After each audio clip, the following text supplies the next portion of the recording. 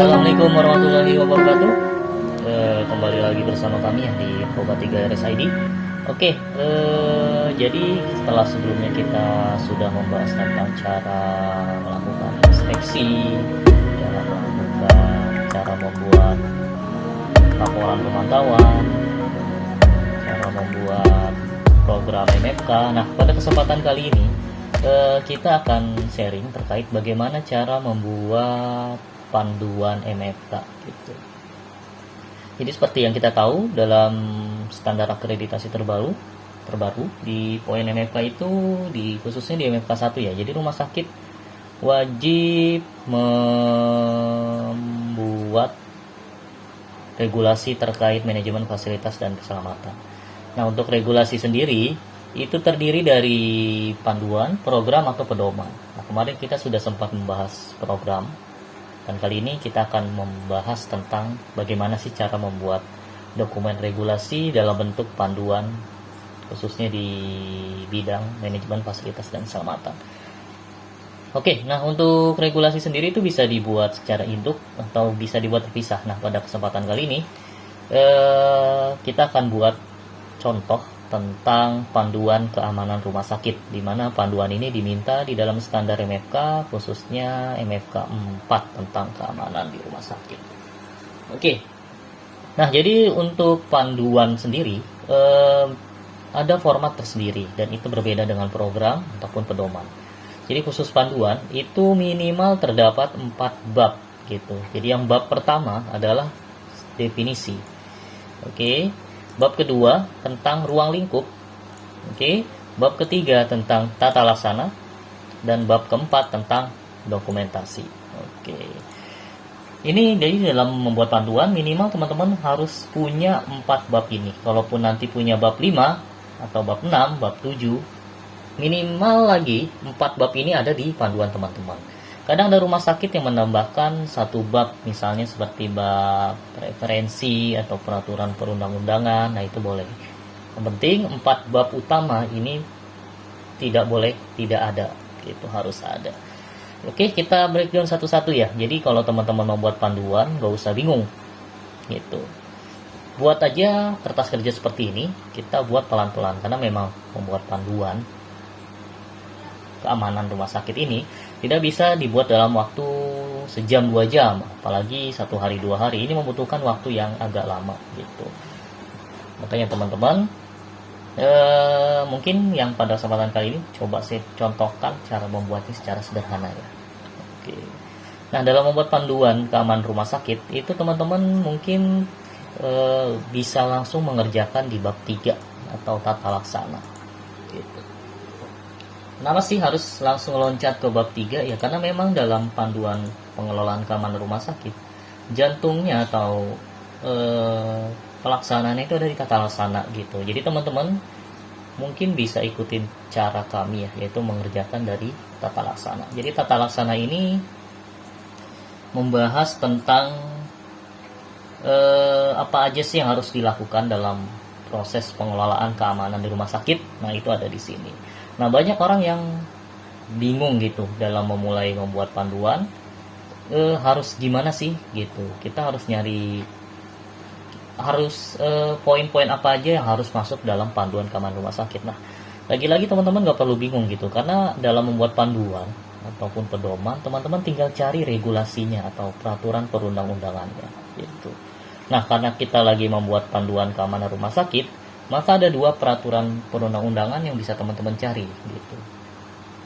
Bisa teman-teman gunakan sebagai referensi. Yang pertama standar akreditasi itu sendiri, dan yang kedua adalah panduan terkait dengan Permenkes tentang K3 PMK nomor 66 tahun 2016. Itu juga bisa dijadikan acuan.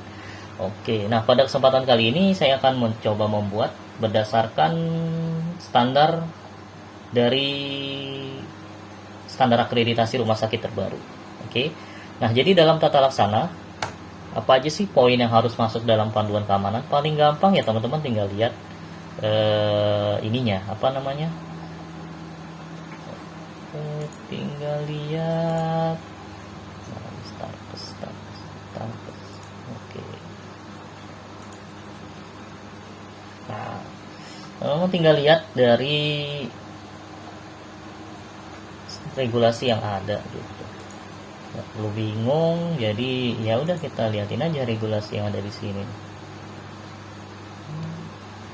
Oke, kelihatan ya. Nah, ini regulasi dari instrumen akreditasi dari KARS ya, saya coba lihatnya. Di sini sudah ada. Keamanan adalah pelindungan. Nah, ini bisa dijadikan definisi nih. Jadi poin pertama bisa teman-teman masukkan poin keamanan, definisi keamanan di sini. Oke. Dibaca lagi, contoh kerentanan dan keancaman adalah risiko keamanan, insiden keamanan sebuah individu. Nah, ini terkait dengan keamanan. Lalu yang ketiga, nah ini poin pentingnya ada di sini. Rumah sakit menerapkan proses untuk mengelola dan memantau keamanan yang meliputi A sampai E.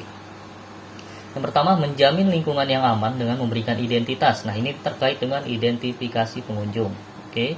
Yang kedua, melakukan pemeriksaan dan pemantauan keamanan fasilitas dan lingkungan secara berkala. Ini terkait dengan keamanan penggunaan fasilitas di lingkungan RS. Lalu yang ketiga, pemantauan pada daerah berisiko keamanan sesuai penilaian risiko di rumah sakit. Nah, ini berkaitan dengan pemantauan di area berisiko yang ada di rumah sakit. Yang keempat, melindungi semua individu yang berada di lingkungan rumah sakit terhadap kekerasan kejahatan. Ini perlindungan terhadap penghuni rumah sakit ya, dari ancaman kekerasan kejahatan ataupun ancaman lain. Dan yang terakhir, menghindari terjadinya kehilangan kerusakan. Ini juga perlindungan terhadap barang ya, yang ada di rumah sakit. Oke. Nah, bicara soal panduan keamanan, maka di sini sudah jelas nih, menerapkan proses mengelola dan memantau keamanan minimal meliputi poin A sampai E. Makanya kalau sudah baca kayak gini, biasanya di instrumen penilaiannya pasti akan bilang rumah sakit membuat regulasi terkait keamanan meliputi proses A sampai E gitu. Biasanya kayak gitu kalau kita lihat dari gayanya instrumen akreditasi rumah sakit ya. Coba kita lihat. Nah, kan benar kan. Rumah sakit menerapkan proses pengelolaan keamanan di lingkungan rumah sakit meliputi poin A sampai E pada maksud dan tujuan. Tuh. Makanya, nah dalam menjawab standar ini, teman-teman tuh minimal sekali tuh dalam panduan keamanan itu membahas tentang 5 poin yang tadi gitu. Karena nanti ketika survei yang meminta dokumen regulasinya, survei akan berkiblat pada standar KARS ini gitu.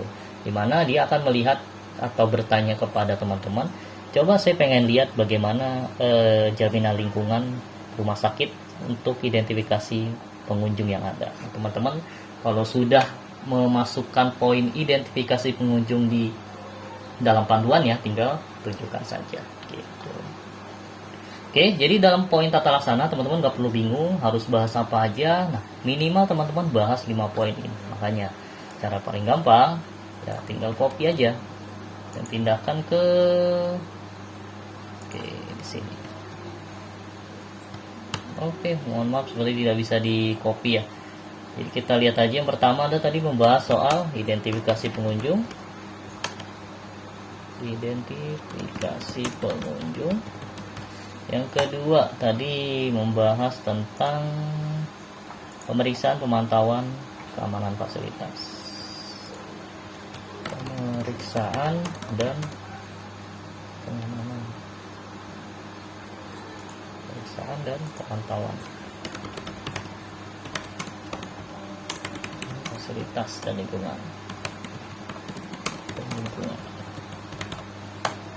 Lalu yang ketiga berkaitan dengan pemantauan area berisiko.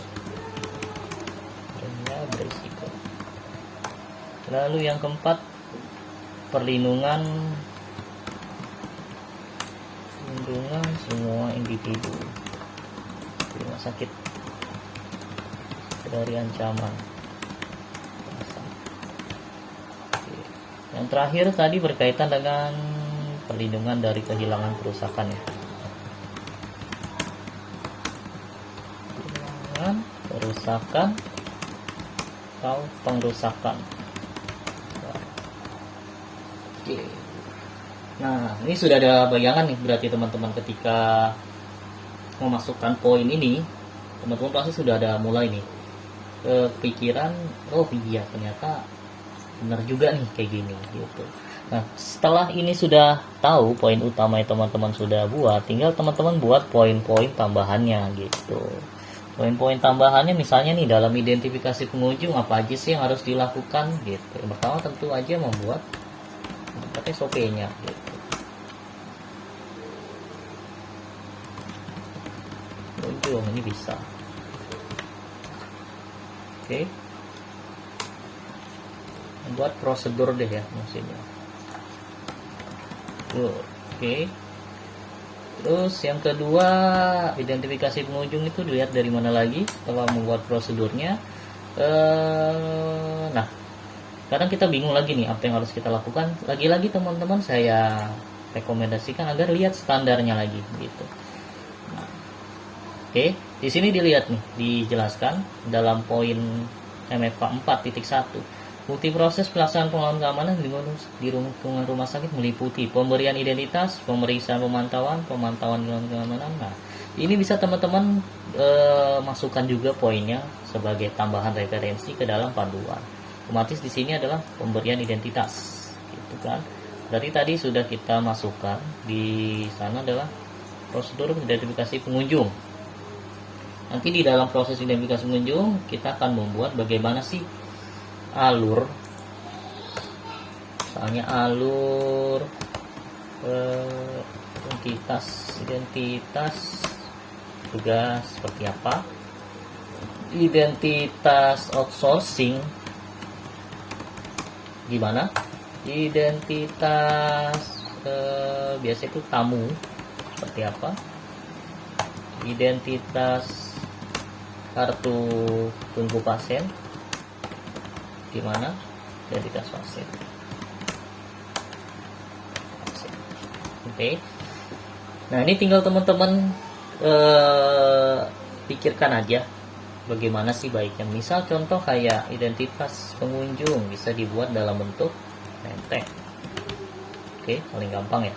Outsourcing juga name tag. Gitu. Tamu berarti biasanya tuh kartu visitor. Oke. Tukangnya berarti ini kartu tunggu pasien. Oke. Ini biasanya berbentuk gelang pasien. Oke. Ini poin-poin utamanya jadi seperti ini. Nah, nanti tinggal teman-teman masukkan di sini setelah sudah tulis name tag, tinggal dijelaskan lagi di sini gimana sih bentuk name tag petugas. Oke. Bagaimana sih bentuk name tag-nya petugas outsourcing? Bagaimana name tag atau kartu visitornya tamu, kartu tunggu pasien seperti apa, identitas pasien seperti apa. Nah, itu semua ditaruh di dalam poin ini gitu. Oke, yang pertama. Lalu yang berkaitan dengan identifikasi pengunjung apalagi? Tentu saja setelah membuat prosedur, terus kita membuat, oh ini berarti prosedurnya sudah membuat kartunya. Ini maksudnya gini. Jadi awalnya membuat prosedurnya seperti apa? Jadi silahkan teman-teman buat prosedurnya seperti apa. Misal petugas wajib tamu datang, ada tamu datang diterima oleh petugas security meminta KTP atau identitas lain,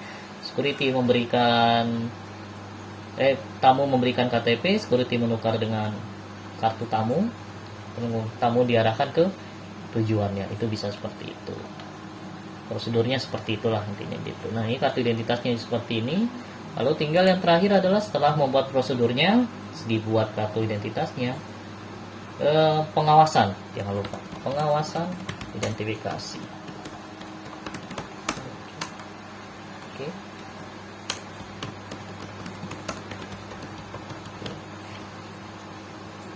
Oke, ini ya 3 poin ini bisa teman-teman masukkan. Gitu. Maksudnya pengawasan di sini adalah jadi dalam panduan keamanan maka perlu ada pengawasan bagaimana prosedur yang sudah dibuat, kartu identitas yang sudah diberikan itu benar-benar digunakan sesuai prosedur gitu. Ini juga bisa dimasukkan di sini. Oke. Kita lanjut ke poin selanjutnya. Misalnya terkait dengan pemeriksaan dan pemantauan keamanan fasilitas lingkungan. Gimana sih caranya? Tentu aja melakukan buat ya. Sama seperti tadi mungkin formatnya sama, membuat prosedurnya dulu. Pemeriksaan dan pemantauan. Oke. Yang kedua, membuat formnya. Pemeriksaan. Oke. Yang ketiga, otomatis melakukan dong. Sudah prosedur, sudah buat formnya, itu melakukan. Keempat adalah pengawasan. Oke. Jadi formatnya seperti ini aja, jadi teman-teman bisa lebih mudah nge-breakdown ya. Contoh mungkin membuat prosedur pemeriksaan. Nah, ini bisa teman-teman jelaskan lebih detail gitu. Apa aja sih yang harus diperiksa gitu. Misal, mungkin kalau terkait dengan keamanan itu teman-teman lagi-lagi bisa cek lagi di item ini ya. Tuh. Pemeriksaan dan pemantauan keamanan fasilitas dan lingkungan secara berkala. Ada lagi nggak keterangan? Oke, sepertinya tidak ada ya. Oh, tidak ada. Berarti di sini karena tidak dijelaskan secara rinci, jadi teman-teman mungkin bisa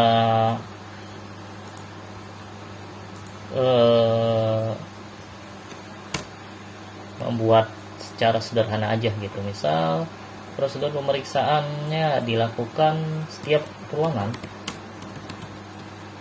yang memiliki fasilitas wajib dilakukan pemeriksaan berkala.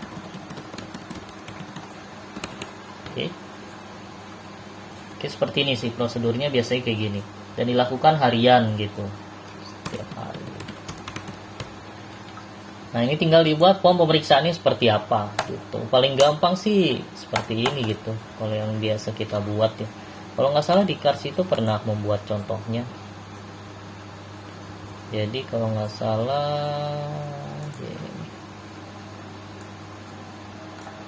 nomor item cek, lalu di sini 1, 2, 3, ini kita anggap ini tanggal ya. Misal di situ ada kursi, ada meja, ada lemari. Nah, itu tinggal dicek saja kondisinya bagaimana, apakah bagus. Nah, ini dilakukan harian. Tanggal 1 dicek. Biasanya form secara sederhana seperti ini. Nah, untuk pemeriksaan dan pemantauan ini karena berkaitan dengan fasilitas dan keamanan ya, makanya setiap unit atau bahkan setiap ruangan tuh minimal punya form pemeriksaan pemantauan harian seperti ini gitu. Jadi ketika di pagi hari, ketika tim itu baru memulai bekerja, biasakan untuk melakukan item cek ini terlebih dahulu, checklist. Kalau sudah nanti akan lebih mudah gitu. Jadi kita lebih tahu mana nih fasilitas yang butuh perbaikan, mana yang sudah tidak bisa digunakan, atau yang memang sudah berfungsi dengan baik gitu. Oke, yang ketiga ini sudah memenuhi formnya ya, melakukan pemeriksaan, yaitu tinggal dilakukan checklistnya secara berkala. Nah, ini tinggal dibuat aja melakukan pemeriksaannya, siapa yang melaksanakan, kapan, di mana gitu. Dan pengawasannya tinggal tim pengawasan yang melaksanakan form pemeriksaan ini bagaimana gitu. Lalu yang ketiga, pemantauan area berisiko. Nah, untuk pemantauan area berisiko tentu saja berkaitan dengan daftar area berisiko. Gitu. Jadi yang pertama pasti teman-teman mau masukkan aja daftar area berisiko. Oke. Lalu apalagi?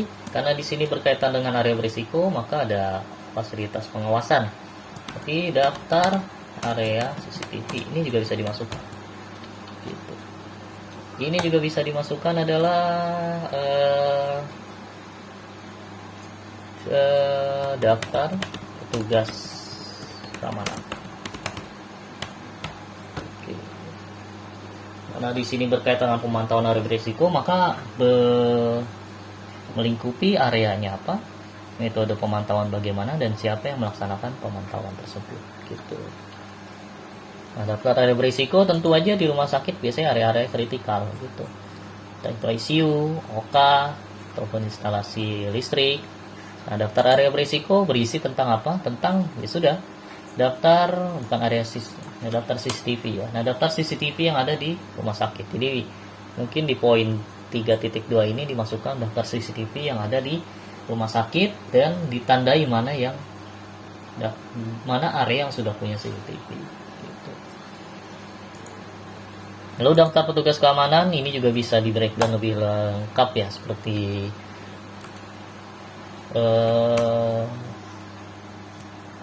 jumlah personil, terus juga jam kerjanya, terus juga apalagi ya, tupoksinya, lalu juga terkait dengan patroli keamanan.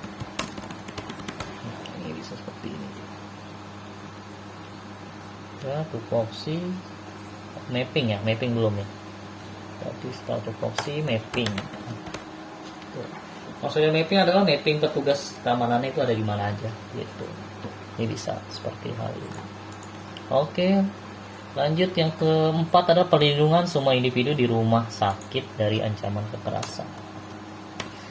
Jadi di sini itu berbicara soal perlindungan kekerasan, perlindungan staf dari kekerasan. Oke, karena di sini bicara individu, maka kita teman-teman harus punya prosedur ya, prosedur perlindungan individu dari ancaman. Oke.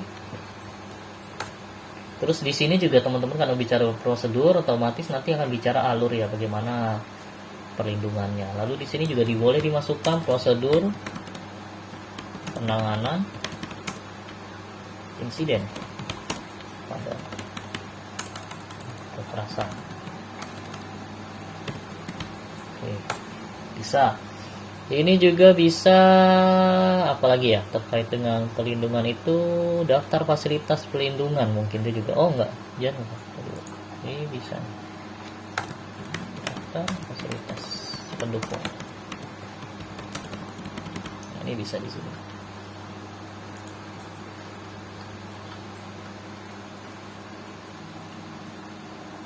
Oke, prosedurnya bagaimana? Prosedur penanganan insiden kekerasan bagaimana?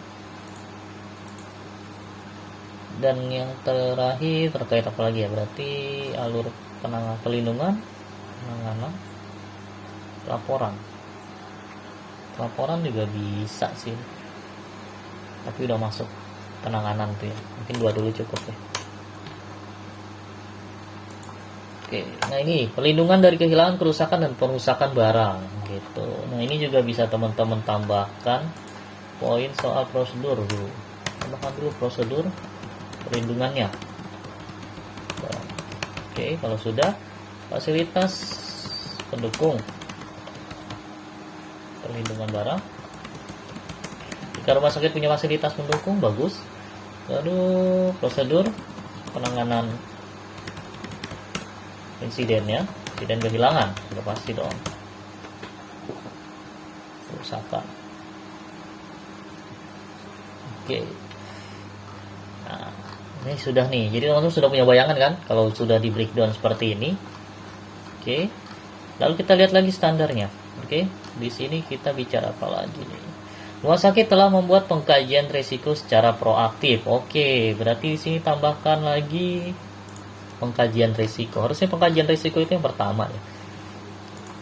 Karena memang kita beranjak dari risiko itu dalam membuat pengkajian. Di sini pengkajian risiko keamanan. Oke, pengkajian risiko itu dimulai dari apa? Enaknya ya. Pertama berarti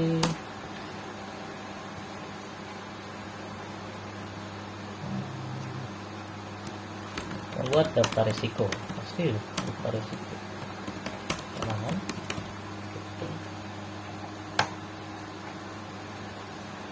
Tadi daftar area berisiko. Tadi daftar area berisiko sudah ya.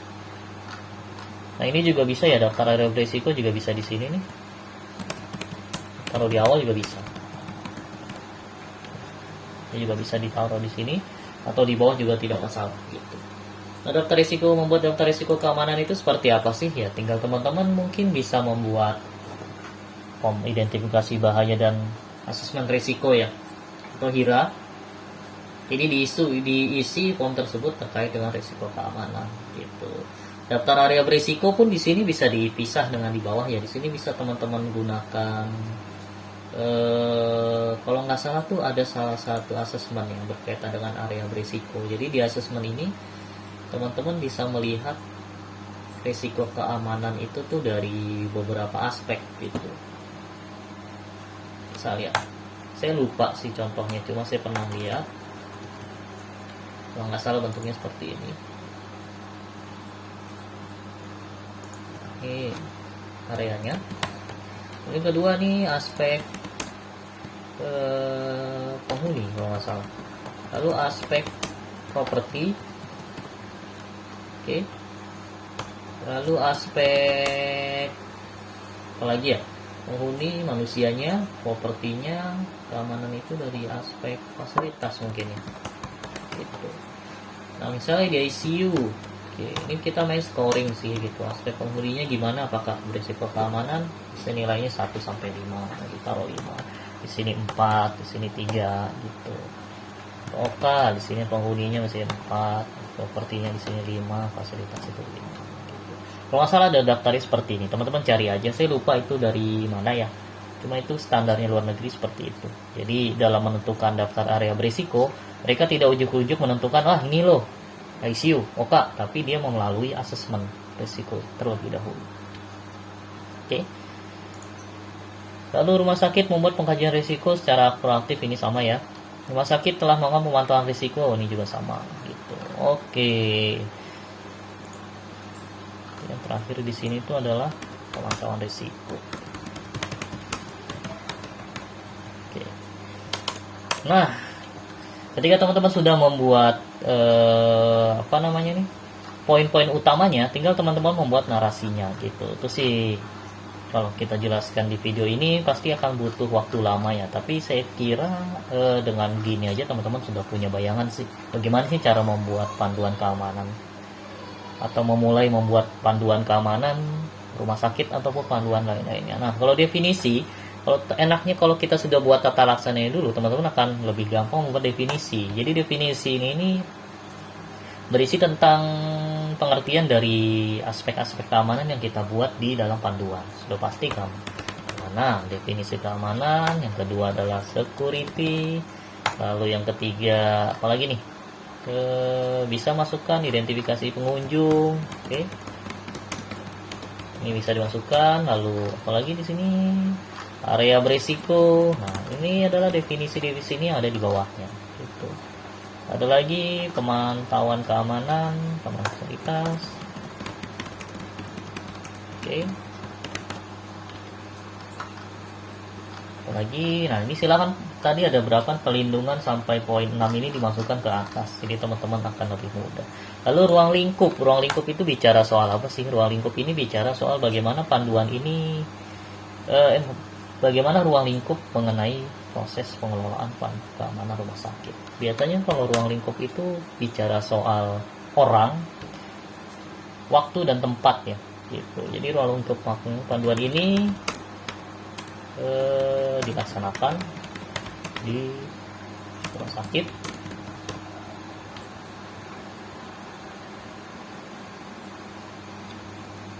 Bukan seperti ini. Panduan ini wajib dilaksanakan oleh tugas pengunjung, outsourcing, biasanya seperti ini, outsourcing, tamu, pasien, dan keluarga pasien. Seperti ini. Atau panduan ini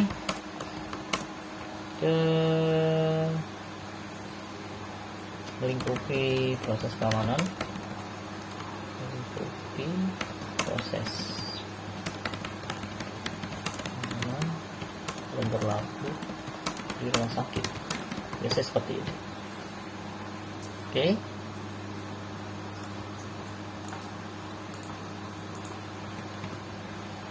Oke, dan terakhir itu adalah dokumentasi. Nah, dokumentasi itu juga kalau kita sudah membuat poin tata laksana akan lebih mudah. Ini kan dokumentasi itu yang pasti dokumentasi daftar risiko, dong. Dokumentasi area beresiko. Lalu apa lagi? Dokumentasi insiden ya. Dokumentasi insiden keamanan. Oke, dokumentasi prosedur keamanan. Itu juga bisa gitu. Nah, ini udah lebih tergambar kan kayak gini gitu. Jadi teman-teman gak perlu muluk-muluk ya, kita buat sederhana aja. Yang penting poin-poin utamanya atau poin-poin yang diminta oleh standar itu terjawab dalam panduan. Oke, dalam membuat panduan ini ada dua tipe ya panduan ya. Panduan yang biasanya narasinya panjang itu tidak masalah. Yang kedua tuh panduan yang simple, jadi benar-benar to the point gitu.